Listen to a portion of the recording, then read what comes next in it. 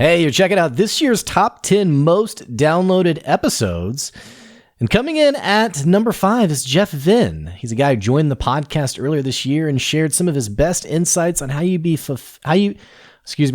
can become fulfilled as an entrepreneur. I really loved my conversation with Jeff, and it's no surprise it did so well over the course of the year. So check out this episode and definitely stay tuned for the remainder of our top 10 most downloaded episodes.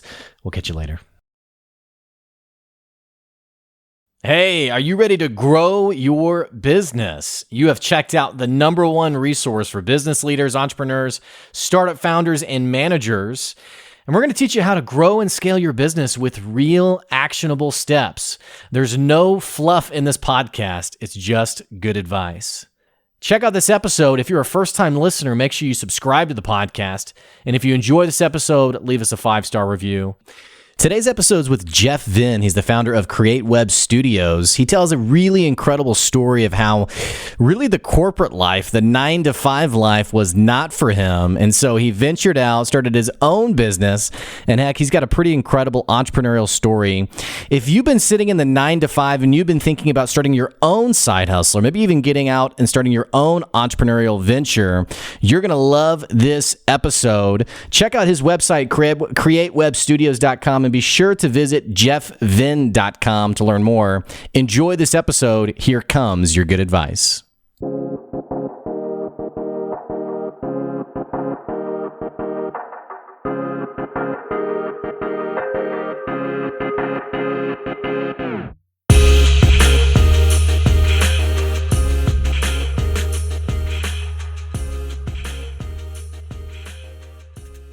Hey, thanks for checking out another episode of the Good Advice Podcast. Sitting down with Jeff Venn today. He's going to be bringing you some power, some energy around entrepreneurship. He's the creator of the digital marketing agency Create Studios. He's also the head guy who's invented this converged community space for millennial entrepreneurs. It's a pretty incredible thing. You need to check out jeffvenn.com to find out more. But he's going to be sharing some insights today, some things that are going to empower you on your entrepreneurial journey. Jeff, man, it is exciting to have you here today. Love that intro, Blake. I'm pretty pumped up. Glad to be here. Now, you said it's funny to me because here I am, 30 degrees. I'm freezing my rear off, and you just said you're what, 20 minutes from the beach? No, I'm 50 yards from the beach right now, and where I'm looking out, there's one little small condo unit in front of me, but I'm seeing ospreys. At night, I see the stars. I'm up on the 3rd floor, and there's a little peak of the ocean out the balcony corner. So you should be jealous. It's in the upper 70s today. It's blue skies with some light clouds. And when you asked me if I was living the dream, at least on that front, Florida is pretty sunny, and it's pretty nice in the winter. I just got to say. I mean, yeah, you are living the dream. I mean, obviously, you got the housing situation figured out, and looking at these two ventures you have going, it's obvious that you are an entrepreneur at your core, that you're a creator at your core. Man, I'd love to give the audience a bit of perspective on what you're working on, where you're coming from. Tell us a little bit about who you are. Who is Jeff Venn? Yeah, great question. Thanks, Blake. So who is Jeff Venn? Well, a lot of times they think entrepreneurs are these people who started lemonade stands when they're 6 years old, or I don't know, in 11th grade, I was doing some major thing in high school. And that's not the case. You did reference something though, being a builder and a creator. And I'm a flaming creative, so decently smart. I love creativity, play music, learn Spanish on my own, always just like to figure things out and get it done. So my launch into entrepreneurship was, after I got a computer science degree right here at the University of North Florida in Jacksonville, minored in graphic design and got a great corporate job. But I realized corporate was just going to kill my soul. And so I had a lot of good success there. I was in a 200-person IT department serving, a 2,000-person municipality, water, electric, wastewater. And yeah, I got 5 or 6 years in, got up to the leadership team, whom I dearly love. But man, doing the same thing over day after day, having just all these arbitrary constraints, having to drive in the car for 40 minutes one way when, I had to drive all the way out from the beach, couldn't work from home. It just was killing my soul. And as you noted earlier, builder, creator, creative, I was like, man, I can go do this on my own. And at the time in 2005, websites were starting. I had a small child, like 1 year old. My wife was the homemaker, and boom, off we went. Well, what's going on? And I don't want to like go too far down the rabbit trail, but so let me say a couple of things. Just spending a couple of minutes on your website, it sort of radiates this creative energy, this sort of freshness, this life about it. And as a business owner, it actually makes me excited about my business because I see that energy and I think about, okay, what would that mean for even myself as a business owner? So you have all this creative energy, you have all this passion, this drive, this sense of I want to build, I want to create. What is going on in today's corporate world that is so, you use the expression, it was killing my soul. And that's similar to me. I was working in the corporate world, same feeling. It was like, man, I am going to die here. What is happening in the corporate world that's not leveraging people's talents, creativity, strengths? What's your take on that?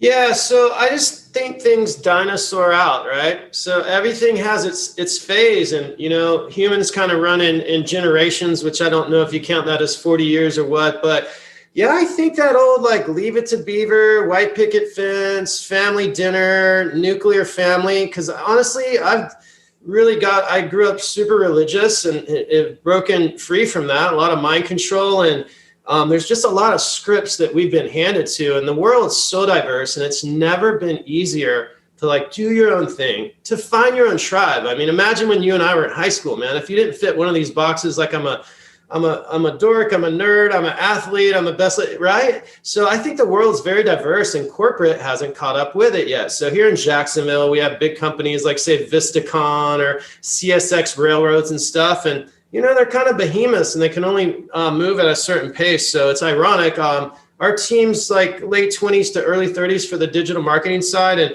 they come running from like other companies begging to work when they get to the job interview process. Cause like, we don't even work 40 hours a week. The average week's like 30 to 35 hours by design. So yeah, man, we just need to move beyond that dinosaur crap. And for people like you and me, they're actually making structures and buildings that are businesses that can support that. Yeah, we need to keep it up because those people want to shift and move, and I'm here and you're here to make it happen.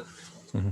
Well, tell me, how do you, and we'll get a little bit more into like the actual startup story, but I do want to hone in on something you're talking about. You just mentioned this 30 to 35 hour work week, and I love people like you who you're presenting this innovative sense of business where it's like, okay, we could actually work less hours, but be more impactful and more focused when it's not like this exhaustive, it has to be this many hours a week. Help me marry, like where have you guys found the balance between creative freedom, sort of promoting each person's own, I don't know the word for it, is each person's individuality.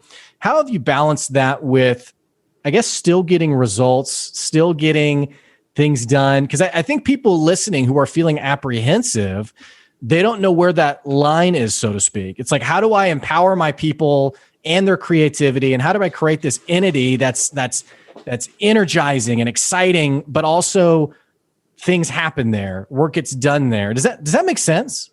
Yeah, absolutely. I've never really struggled with that conflict, but what I will say is I've always measured people by results, right? Say you're managing 5 social media accounts, we have a schedule. Did it go out? We have a report that goes to the customer. Are we showing measurable results and improvement? What kind of independent feedback are we getting on our Google reviews? Or is the customer calling me up or calling your boss up and ragging them out because things are going bad? So I'm more of a results-based guy, and I'm focused on doing very great work. So I don't care if there's a team of 100 or 50. If I pass you this baton, which is, hey, get on this call and run this, get this social media calendar going, don't you dare show up without it. So whether someone works 20 hours a week or 60, like these people are self-starters. And I don't care how they do it. I don't care if you do it at 10 in the morning, 10 at night. So this is where are you? How are you? What did every last hour on the day on the timesheet gets you? Yeah, man, I don't want to tell someone how to think. And so I'm working with, some bright younger millennials. They're in a creative space. They're apt. They get a lot of the stuff anyway. So I don't know if that answers it, but that's kind of been the flair. It's interesting because it's like the old cliche of like the manager. I think I read this one time. It was the manager who was asking the question. I have this young guy who he's finishing all of his work by like 1 or 2 in the afternoon. Everyone else is finishing by 5. How much more work should I give him to help him finish by 5 too? Because he's finishing too early. And everyone's reply was like, "You're crazy. Like the only reason this person's finishing at 1 is because he's too naive to realize that everyone else is basically making their work seem like it's taking longer because you just give them more work." And so this whole this misunderstanding of judging people by their results rather than did I get enough hours in from them? I think a lot of people aren't used to that, but you're talking about a very progressive, and I'm sure. But wait, if you're slacking off or missing deadlines or having bad escalations, we're going to look at your hours, not because you're not working, but we're like, what is breaking down in your day that for 2 times now the customer has called and set a Post-it and go out? You know what I mean? So, yeah. Well, I think what I love about what you're talking about that's really powerful is it's like the both and we do inspire and we give trust to people and allow them to set their own, go about the work how they choose. But at the same time, we still hold them accountable. And I think leaders struggle to realize that you can have both. Like it's like, well, exactly. Yeah. Well, and I would assume you guys probably with COVID, while many businesses have really struggled because now the manager isn't in the office, watching over everyone. I'm assuming you guys have made that transition. I would assume that it's been business as usual since you're already. Yeah. So we've taken an economic hit. Like our revenue is down 14%, but in our profitability is like down by half, but we are profitable and we are making our revenue. So we've had a little bit of a hit, but yeah, we've used Zoom forever. Half our clients were never in Jacksonville. We already had a hybrid model with the office. We're getting into launching a co-work space, and thank God I didn't sign this lease in February. Me and my guy in on that, he was just like, we can't make enough money out here at the beach. Let's go into town, and kiboshed it in February because we'd just be stuck. But we already had a hybrid model. We work at the coffee shops and Zoom. And then back to what you were saying, though, if you have deliverables and deadlines and a goal for like every project, and you're kind of measuring and you're doing some form of time tracking, you can get an easy sense on what your team's doing. Right? You have the time reports, you have a project and its goals. And to me, those are just 2 simple things. So yeah, that work from home, this, that, and the other, it's not rocket science at all. Like even if their job is to process customer support calls, when it's a slow day and a busy day, you can see all the calls. If you see a slagging time, you could be like, hey, we want to do some new telephone tree scripts. Here's your 3-hour-a-week project. Here's 3 weeks to do it. So yeah, people get a little mystified and hung up, but I don't know. That's my take. Here's a specific question for you. I had a guy who I was talking to, this would have been a couple of months ago, and he made the comment, he runs a major business, and his response casually was he said, well, you can't trust people to work from home. And he was waiting for me to be like, oh yeah, totally. But instead I was like, well, why do you think that? What would your response be to a comment like that? Good luck. Yeah. You can't trust people to work from home. Like, what is having someone 5 feet away from you or a continent over? One of our coders is actually in Russia, and our designer since 2011 is in Brazil. Like, yeah, it's by the result. The designer got an assignment to get a website comp out, a web page comp. It's very clear whether he worked at it or not. We see his timesheet every week. We know exactly how long that initial mock-up of the site takes. So to me, it's I don't want to say a completely irrelevant point because working from home affects culture and how we feel connected. But sure. As far as getting the work done, where they're at, especially with digital work or even a freaking package getting delivered, Amazon doesn't know where all its workers are. They're all over the world. Yeah, it's irrelevant, to be honest with you, right? Like, does it matter if my Brazilian designer's here or in Brazil? Does it matter if he's 5 hours ahead or not? As long as that web page is done and we're on the same page with his time and his pay and all that? I don't know. Yeah, sometimes I wonder maybe it's more about ego and control, and if I can see you, if I can manage you, I feel like I'm a better boss, or I don't know. Not to totally transition the conversation, I do want to go back to that year 2005 when you were stepping out of the corporate world. I mean, digital marketing, I didn't even know if this was really like a totally bred thing. You kind of had something before people even knew they needed it. I mean, I have a friend of mine who also ran a similar type of business. And the way she tells her story is, as she was pitching to people, they'd be like, the internet's a fad. Like, why? People aren't going to use the internet long term. And like, that's what her prospective clients were telling her.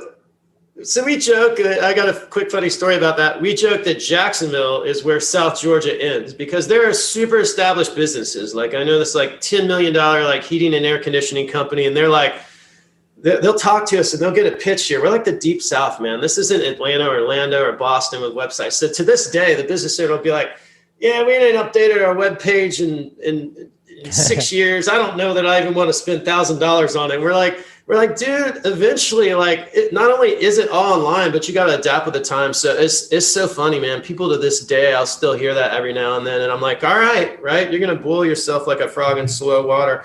But yeah, at the time, 2005, websites were new. So that's when, you could maybe get like $15,000 for a website that your niece will do on Squarespace or Wix tonight. And there wasn't really online marketing. There was barely Google ads. And then the last funniest part was, remember before Google search got good?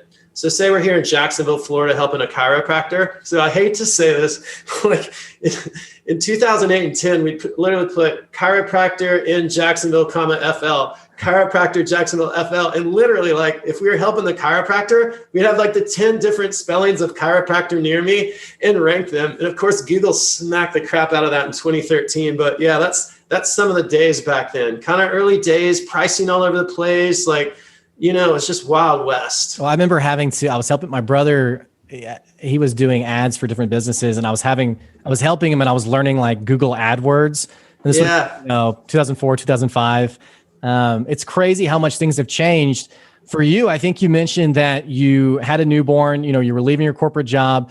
How did you was there any kind of like apprehension at home, or like, coming into this world, like, today it's like a no-brainer. It's like, oh, it's so profitable. It's a great industry, yada, yada. But back then, you're jumping into this field that if I was going back 15 years ago, I'd be like, dude, what are you doing? Like, are you sure about this? So it gets better than that. So I'm like, I don't know, what was I, 23, 4, had my computer science degree. I'm working at the water, wastewater, electric. So the municipality here in Jacksonville, Florida. Well, guess what? They have a pension system, like a full-on pension. So I literally start like right before my mid-20s. I would literally be out of there at 53 years old with 80% of my salary for life, guaranteed. And 53 is kind of young to start that. But I did really good there. 200-person IT department, rose up to the top. Love those people. The whole company was about 2,000 strong. But yeah, I just got over it, and I got bored. I left on such good terms there that the CEO like interviewed me and was like, what can we do to make you stay? And they're really cool there. Like, I knew all these people, and I was just like, Jim, I just got to go and try this. My mind's made up, but it's been a great run here. So I could have always gone back in a second. And not only that, when I went out on my own, think about me, I'm 24, 5, 6, 28. Actually, that was when I was at J8. When I went out on my own late 20s, like, every client I started working with tried to hire me too. So being that young, being well-to-do and with it, could have gone back to J8 anytime. Didn't want to, obviously. And then two, for like the first 5 or 6 years of my career, before I'd build a business, like, people would try to hire me all the time. And trust me, at times it was tempting. At times I was like, man, I can make this much money like now if I just say yes and like not deal with all this other headache. But I don't know about you, Blake. I'm super independent, autonomous. Like, I can figure it out. I want to do it. So I wasn't going to let someone tell me how to live my day. Well, how did you, was it overnight success? How did you keep focused on the grind? So I'll just give out numbers at the time, because it's the best way to say it. So I was like, what was I? I was like 28, 29, this is a few years back, obviously making like $90,000, right? So I kind of knew my bottom number. I had about $15,000 in the bank from my ex. They sold some like pine tree land or something. We got this like way down the thing. And then I had a bit of a book of business built up. So for the first 2 months, like, I had this revenue threshold I was going to meet. And I think I needed to make like, I don't know, $4 or $5 grand a month after taxes. Sounds about right. And lo and behold, I was so excited. I launched out at this little baby safety net of $15,000. But then I learned people don't finish projects, right?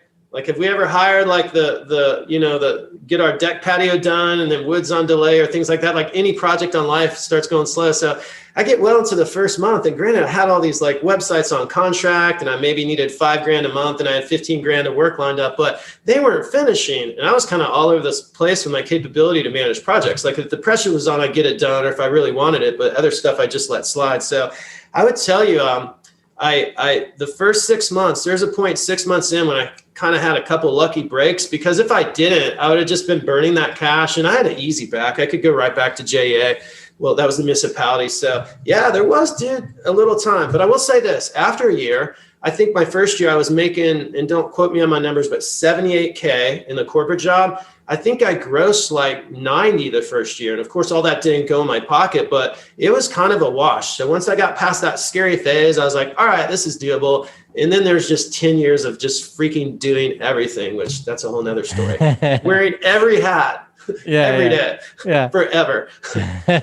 Well, that first year, I mean, 90K, that's incredibly impressive. I know today's entrepreneur, what they typically face is a very slow growth period, because also you have to learn how to sell. You have to learn, like, what does it even mean to like, to really, like, how do I really grow this thing and build this thing? What were some of the insights, some of the things that you were relying on that allowed you to get those customers quickly, efficiently, to actually bring in revenue? I mean, were you just that good at your job that people were knocking on your door? I mean, what was going on? Yeah, so let me think about that. How did I get the ball rolling? I mean, honestly, ultimately, we really buy from people. So if I get my back patio redone, like I am working with a person. If I go to a physical store in a retail location, like even something like that, I'm working with a person. So at the end of the day, like, I hate to say this because I want ways around it, but it truly is about relationships. So as we get farther along, as we treat people well, no matter the industry. I mean, I suppose if you're selling like socks online, that's a different thing. You want to build the system, right? Not really. But for a lot of us, we do some kind of professional services, some kind of consulting. It really, your network and who you know matters. So just staying active with that, always doing a good job, which you're probably already doing. That was probably the main like thing that turned it around. So I mean, we always struggle with leads. Like, honestly, in my agency, my digital marketing website agency is like mine. Their number one problem is getting leads, and we sell that service. So yeah, so leads are never a shoo-in, but it can definitely prosper, because that was 2005 and it's 2020 right now, unfortunately. Yeah. Rough year. Yeah, I want to fall asleep and wake up. It's we need to skip that one. What's the Rip Van Winkle story? I just want to wake up in the future. But it's funny. You made the comment on the, you could be selling socks online, which is, it's so superficial, and, you probably aren't really thinking much about relationships. But, every dad who loves getting socks for Christmas, I mean, they have their brand they love.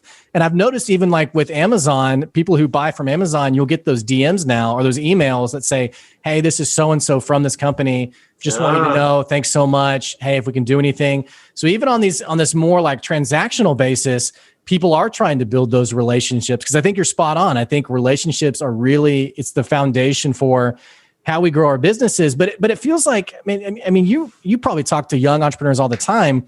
It feels like people aren't really sure how to build those relationships, or think about going to a networking event and how awkward and uncomfortable it is, and everybody's pitching one another. There's no real conversations happening. It feels like this is a struggle for people sometimes. So here's what I want to call total crap on.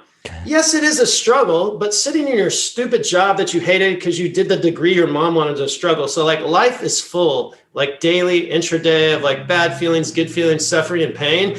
So we know how to I did it. I went to freaking BNI, Business Network International. I went to the Chamber of Commerce meetings. I'm not a morning person.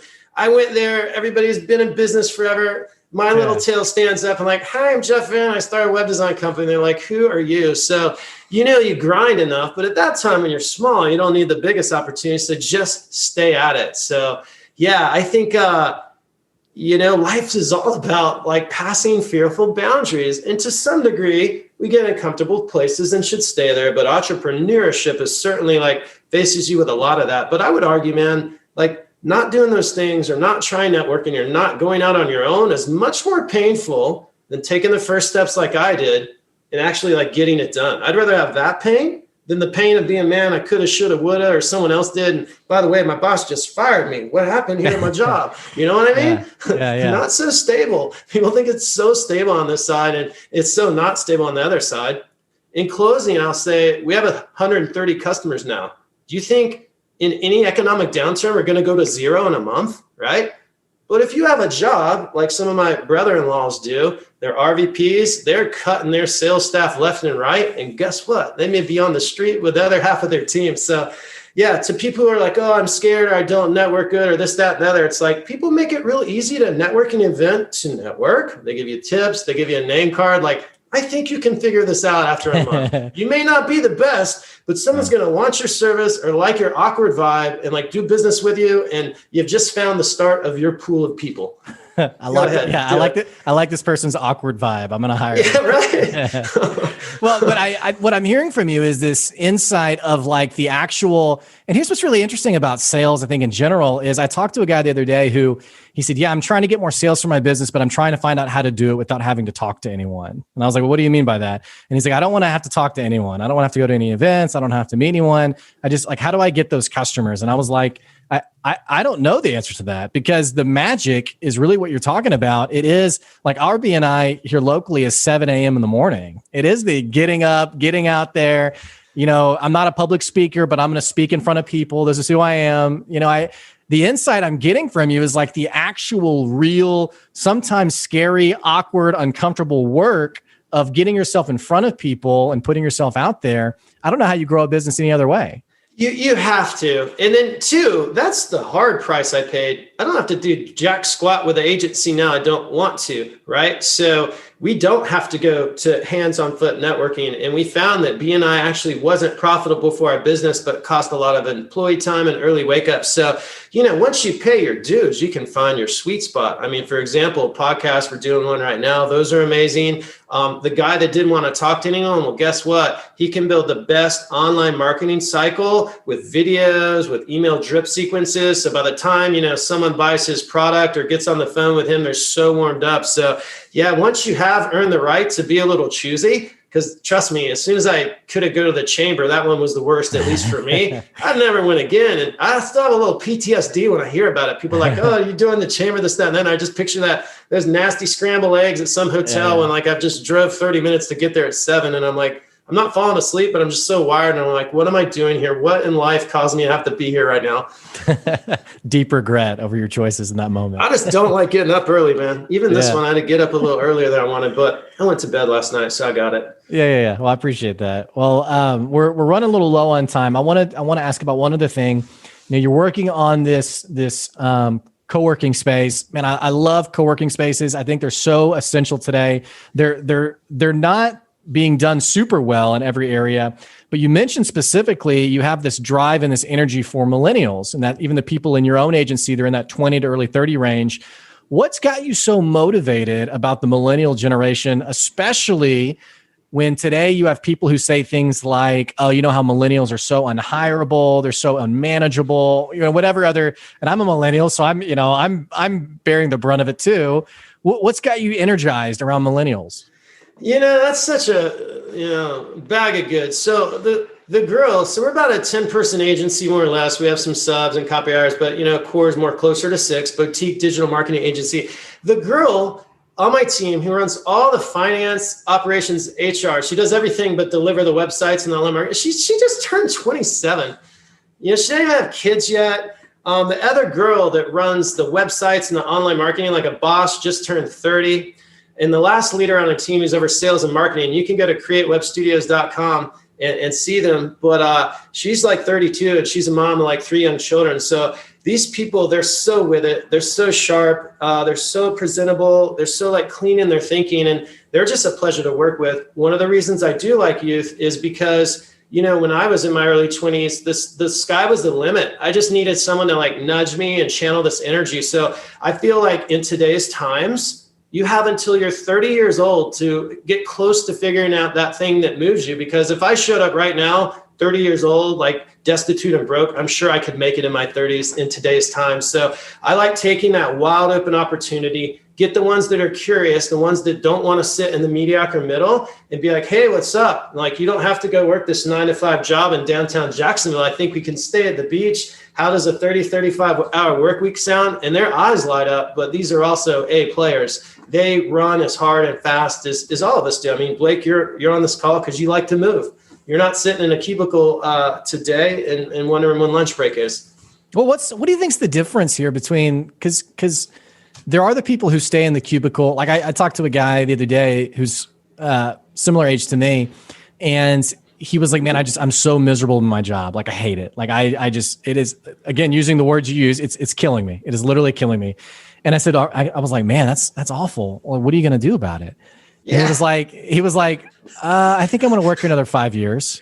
Yeah. Like, I was like, what? Like, what's going on there? Like, what's the difference between, like, because you're talking about an A player who, you know what, they said, I'm not going to be that. I'm going to jump into, because it's, a boutique agency. It's scary. It's scary in the sense of it doesn't have the guarantees that a corporate monolith may have.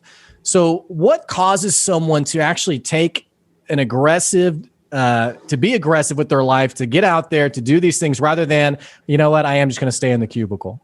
So, okay, this is a core philosophy of mine. Like, life just generally pushes us to the mediocre middle. It pushes us to average, right? So if we don't live by intention, like watch what we put in our mouths, like watch how we treat others, or like, should we have married this person, or do I really want kids or not?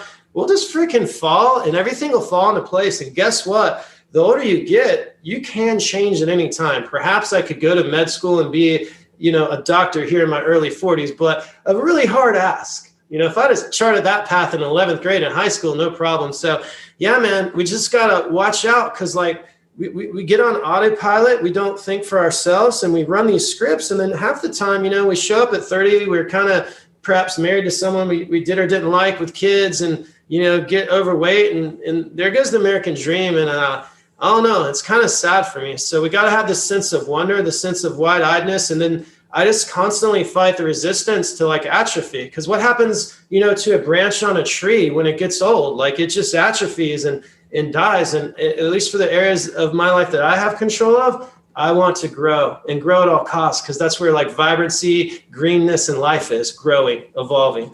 I love it. I love it. Powerful stuff, powerful advice.